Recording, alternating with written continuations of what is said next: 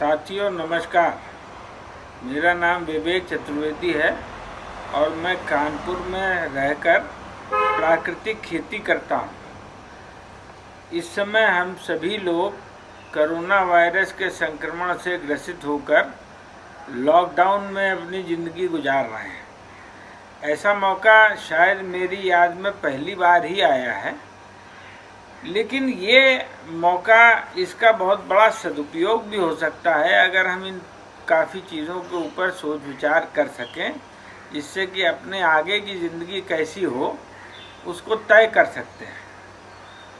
तो इसी क्रम में बहुत सारा सोच विचार किया और ये बातें आप लोगों के साथ शेयर करने का मन हुआ, जो अभी इस वीडियो के माध्यम से आपको प्रेषित है।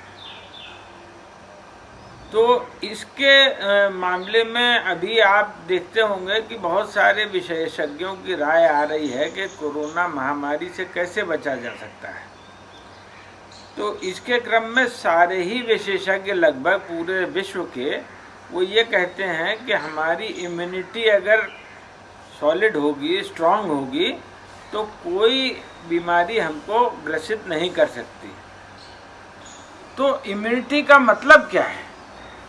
इम्यूनिटी का मतलब है कि हमारे शरीर की जो रक्षा प्रणाली है, यानी वाइट ब्लड सेल्स हैं और हमारा श्वसन तंत्र है। दो तरीके से ही आहार लेते हैं, या तो मुंह से लेते हैं या नाक से सांस के द्वारा लेते हैं।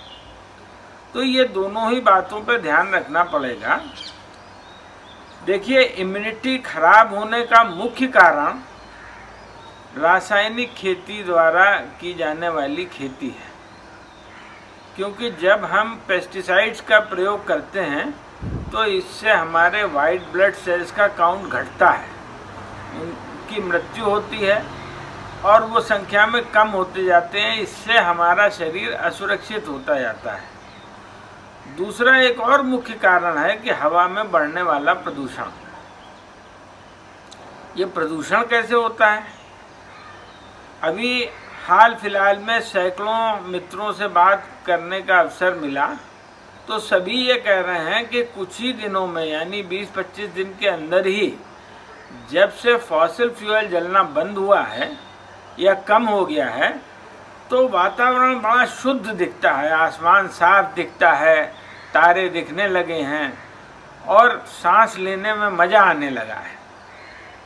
तो यही इस बात का प्रमाण है जो हम कई वर्षों से लगातार कहते आ रहे हैं कि धरती में प्रदूषण बढ़ने का जो मुख्य कारण है वो फॉसिल फ्यूल के जला के उनके द्वारा मशीनों को चलाना है। फॉसिल फ्यूल क्या है? धरती का पेट फाड़ के जो कुछ भी हम निकालते हैं, जैसे डीजल है, कोयला है, पेट्रोकेमिकल्स हैं जिससे आप प्लास्टिक बनाते हो, ये सारी चीज़ें रिसाइक्लेबल नहीं हैं। जबकि इसका थंब रूल ये है कि धरती की सतह पर जो कुछ भी है, जैसे ये पेड़ है, तो इससे गिरने वाले जितने भी पत्ता पत्ती हैं, ये ऑटोमेटिक रिसाइक्लेबल हैं। इसके लिए हमको कुछ भी नहीं करना है, ये अपने आप रिसाइकिल हो जाते हैं। लेकिन धरती का पेट फाड़कर हम जो कुछ भी निकालते हैं उसमें उसको रिसाइकिल कर ही नहीं सकते हैं, वो निरंतर बढ़ता रहता है। यही प्रदूषण है। लेकिन आप कुछ ही दिनों में देखिए कि जब से इसका प्रयोग कम हुआ है तो एनवायरनमेंट एकदम साफ हो गया है।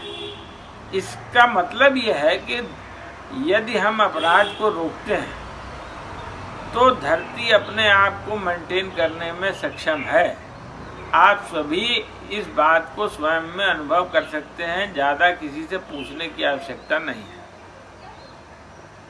तो विवेक जी, आपने प्रदूषण के कारण तो गिना दिए, इनके निवारण के भी कुछ प्रकाश डालिए। कैसे निवारण हो सकता है इसका? देखिए, इसके लिए हमने सबसे पहले क्षेत्र को चुना खेती का। क्योंकि खेती इसलिए चुना क्योंकि रोटी हमारी पहली आवश्यकता है। एसी नहीं हो तो काम चलेगा, कंप्यूटर नहीं हो तो काम चलेगा, लेकिन अगर रोटी ना हो तो काम नहीं चलेगा। इस कारण से खेती को हमने चुना और इसके लिए हमने 3 चीज़ों का उपयोग किया है। पहली मनुष्य ऊर्जा, दूसरी बैलों की ऊर्जा और तीसरा सोलर।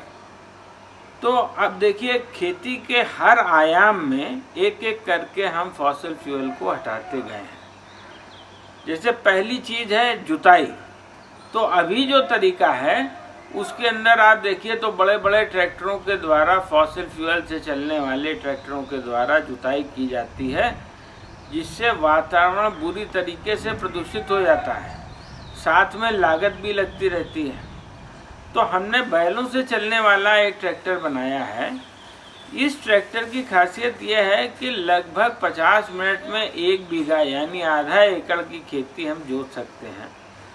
इसमें मज़ेदार बात यही है कि उधर ट्रैक्टर में जो हम खिलाते हैं वो जहर देता है और इधर बैलों को हम जो खिलाते हैं वो खाद देती है। इस प्रकार से हमारी डिपेंडेंस बाहर से आयात पर ख़त्म हो सकती है और ये जो अन्ना जानवरों की समस्या चल रही है, हर किसान जिससे पीड़ित है, इसका संपूर्ण हल निकल सकता है। तो इस प्रकार से बैलों का उपयोग करने से उसी के साथ में हमने टेक्नोलॉजी को क्लब किया है और यही हम कह रहे हैं कि ये बहुत आसानी से किया जा सकता है। हमारे देश में 140 करोड़ लोग हैं और पर्याप्त मात्रा में पशुधन है। पूरा खेती से हम फॉसिल फ्यूल को बाहर कर सकते हैं। इसी प्रकार से दूसरी चीज़ है बुआई। तो जब हम बीजों को बोते हैं तो अभी जो तरीका है कि हम बीजों को छिटक देते हैं, बहुत बड़ी मात्रा में बीज का दुरुपयोग होता है और उत्पादन कम हो जाता है। हम लोगों ने ऐसी विधि विकसित की है और एक मशीन का निर्माण किया है जिससे 3 से 4 किलो या अधिकतम 5 किलो प्रति बीघा बीज में, यानी आधा एकड़ बीज में मात्र 5 किलो बीज लगता है और उसके अंदर काफ़ी बड़ी यानी उत्पादन में कम से कम 25 से 50% की बढ़ोतरी हो जाती है बिना किसी रासायनिक खाद के। खाली गोबर, गौमूत्र तथा जीवामृत का उपयोग करना पड़ता है और पानी की मात्रा भी 25% ही रह जाती है। यानी हर डायमेंशन में ये बहुत ही बढ़िया विधि है और इसके लिए हाथ से चलने वाली एक मशीन हम लोगों ने बनाई है और आगे चल के इसका धीरे धीरे बहुत सारे किसान इसके वीडियो देख के हमसे मांगने लगे। इसके बाद जो सोचना पड़ता है वो है निराई। निराई खेती में किसान के लिए सबसे बड़ा खर्चा है। तो इसके लिए हमने दुनिया का शायद इसलिए कह रहा हूँ कि हमारी जितनी नॉलेज है उसके आधार पर हम ये कह पा रहे हैं कि पहला बैटरी से चलने वाला निराई यंत्र हम लोगों ने बना लिया है। ये लिथियम आयन बैटरी से बनाया गया है और सोलर के द्वारा चार्ज कर लिया जाता है। इसको जब आप देखेंगे तो पता लगेगा कि निराई का काम एकदम आसान हो जाता है और इसी कारण से हम खेत में कोई वीडीसाइड नहीं डालते, इसके बहुत सारे दुष्प्रभाव। उसके बाद आता है सिंचाई। तो सिंचाई के लिए भी हमने बैलों से चलने वाले एक पंप का निर्माण किया है और इस दिशा में बहुत सारी प्रगति अभी और होनी बाकी भी है। इसी प्रकार से सोलर से चलने वाले पंप का भी निर्माण किया है जिससे हमारी कैपेसिटी आम सोलर पंप की तुलना में 40 से 50% बढ़ जाती है। इसको भी देखा जा सकता है। यानी एक लगभग इसको कहा जा सकता है कि बिना पढ़े लिखे आदमियों के द्वारा भी अगर ये किया जा सकता है तो जब बड़े पैमाने पर सरकारें अगर इस ढंग से सोचना शुरू करें तो हमारा देश टोटल स्वावलंबी हो सकता है। इसके बाद आता है कटाई। कटाई के लिए एक हम लोगों ने अद्भुत यंत्र का निर्माण किया है जिसके द्वारा एक आदमी की कैपेसिटी में 10 गुने का इजाफा हो जाता है और चारे की फसलों में तो 15 गुना। यानी हम इससे गेहूं काट सकते हैं, धान काट सकते हैं, बरसीम काट सकते हैं, मक्का काट सकते हैं, जई काट सकते, कुछ भी जितनी चीज़ें हंसिया से कटती हैं वो सब इसी से कट सकती हैं। हाथ से चलाया जाता है, चलाने में कोई लागत नहीं, कोई प्रदूषण नहीं। इस प्रकार से और जड़ से काटता है। इस कारण से पराली की समस्या का भी ये स्थायी समाधान। प्लस एक और बहुत महत्वपूर्ण चीज़ जो आज की सरकारों को सोचनी चाहिए कि कंबाइन हार्वेस्टर जैसी चीज़ें देश से लेबर, जो गांव की लेबर है, उसकी रोजी छीन लेती हैं।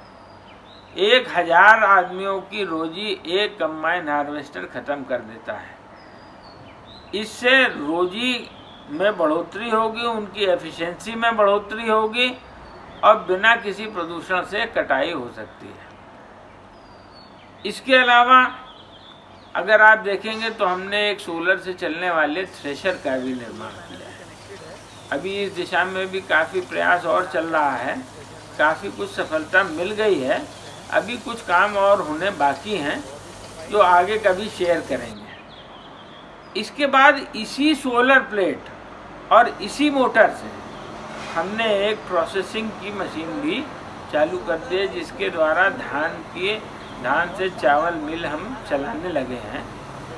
तो इस प्रकार से बहुत ही आसानी से, यानी कोई बिना बहुत विशेष प्रयास के इन सारी चीज़ों से, यानी पूरी खेती से फॉसिल फ्यूल को अलग किया जा सकता है आसानी से।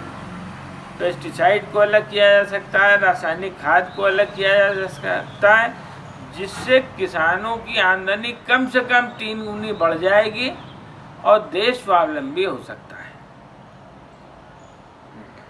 तो खेती के अलावा और किन किन पैमानों पे आप काम कर रहे हैं? इसके अलावा अगले वीडियो में फिर हम लोग चर्चा करेंगे कि किस प्रकार से हमारी भोजन पकाने की गैस बनाई जा सकती है। जब हमारे पास जानवर होंगे तो गैस की उपलब्धता सुनिश्चित की जा सकती है। कैसे हमारे पास बिजली होगी, कैसा स्वावलंबी गांव होगा, इसके बारे में अगले वीडियो में बात करेंगे। एक समृद्ध और स्वावलंबी गांव किस प्रकार से बनाया जा सकता है, उसकी ये पूरी कल्पना है। धन्यवाद।